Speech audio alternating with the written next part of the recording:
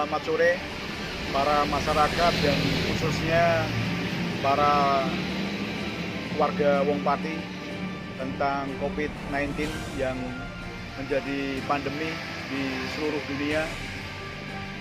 Kiranya kita bicara mensikapi tentang anggaran yang dikeluarkan oleh pemerintah, baik desa maupun bantuan dari para pengusaha, para orang yang peduli tentang COVID-19 yang melanda di negeri ini.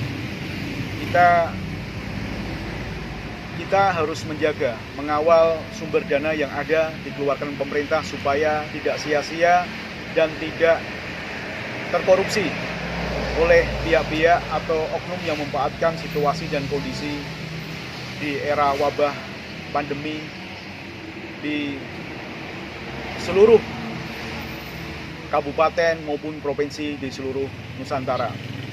Oke, kita bahas satu-satu.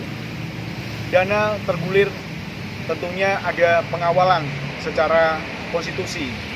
Penegak hukum yaitu KPK, Komisi Pemberantasan Korupsi. Yang kedua otomatis BPK, auditnya.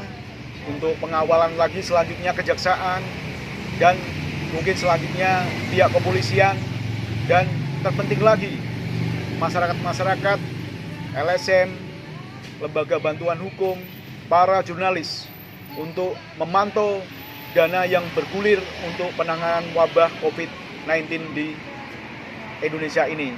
Yang kita bahas sekarang khususnya di Kabupaten Pati. Dana bergulir cukup banyak dan signifikan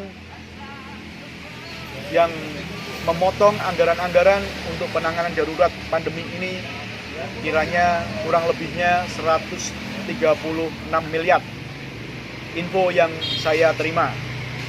Dan desa pun diwajibkan untuk dana desa dialokasikan untuk sebagai garda depan untuk penanganan COVID-19 di masing-masing desa.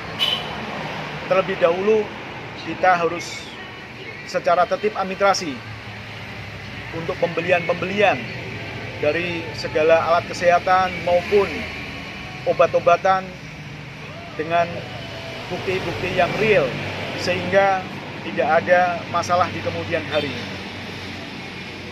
Ada pandangan di masyarakat, ada persepsi di masyarakat, ada situasi apapun, keadaan pasti ada baik dan buruknya, tergantung pada pengelolanya. Di sini saya sebagai Direktur LBH Bakti Anak Negeri Jawa Tengah, saya menghimbau yang mengalokasikan dana COVID-19 secara terpadu, secara formal, mempertanggungjawabkan dengan baik dan benar, digunakan, tidak ada penyelewengan, manipulasi atau penyalahgunaan wewenang tentang dana tersebut. Jadi masyarakat Pati jangan cemas. Banyak pengawas selain orang yang peduli mengawasi dana COVID-19 sampai di tujuan, sampai di masyarakat. Benar-benar kita ingin dengan dana yang miliaran tersebut bisa tuntas, bisa menjadi garda depan dalam penanganan perkara wabah pandemik di sini. Apabila tidak sampai dan saya mendengar, saya akan melakukan upaya-upaya hukum secara terus-menerus sistematis masif. Apabila ada oknum-oknum yang melakukan penyalahgunaan wewenang. Warga Pati harus tetap semangat, jangan panik. Puncak menuju COVID-19 dengan pemulangan, dengan isolasi mandiri adalah memutus mata rantai. Untuk itu, warga desa yang datang dari perantauan sekiranya melaporkan satgas-satgas dari desanya masing-masing dan isolasi diri sendiri. Warga Pati tidak boleh cemas, tapi saling solidaritas, saling memberikan informasi. Dari RT, dari RW, dari kepala desa, dari kelurahan, dari kecamatan ke Pemda, dari semua aparatur pemerintahan dan sekaligus kepada pihak kepolisian dan TNI saling bersatu. Kita lakukan jiwa merah putih karena kita harus berjuang untuk COVID-19 selesai di bumi Kabupaten Pati ini.